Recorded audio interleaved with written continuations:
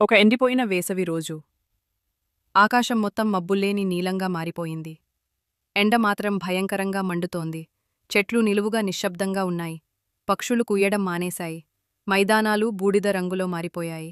అలాంటి వేడి సమయంలో ఒక కాకి పొడి నేలపై ఎగిరిపోతూ వచ్చింది. అది చాలా నిదానంగా, అలసిపోయినట్లుగా, పొట్టలో దాహంతో విసిగిపోతూ ఉంది. ఎన్నో కిలోమీటర్లు ఎగిరినా తాగడానికి ఒక బిందు నీళ్లు కూడా కనిపించలేదు. ఇంతలో ఓ మచ్చిక వృక్షం కింద ఒక కుండ కనిపించింది. కాకి వెంటనే కిందకు దిగింది, ఆశతో. అందులో నీరు ఉందా? అవును, కాని కొద్దిగా మాత్రమే. నీరు చాలా లోతులో ఉంది. కాకి తన ముక్కుతో తాగడానికి ప్రయత్నించింది, కాని అది అందలేదు.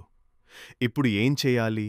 కాకి అక్కడే కూర్చొని ఓసారి ఆలోచించింది. అక్కడే పక్కన చిన్న చిన్న రాళ్ళు కనిపించాయి. ఆ క్షణమే ఒక తెలివైన ఆలోచన వచ్చింది. కాకి ఒక చిన్న రాయి తీసుకుంది. ముక్కులో పట్టుకొని కుండలో వేసింది. ప్లప్! ఇంకో రాయి వేసింది. ప్లప్! ఇలా క్రమంగా మరిన్ని రాళ్ళు వేసింది. ప్రతి రాయితో కుండలోని నీరు కొంచెం కొంచెంగా పైకి వచ్చింది. చివరికి నీరు కుండగడ్డకి చేరింది.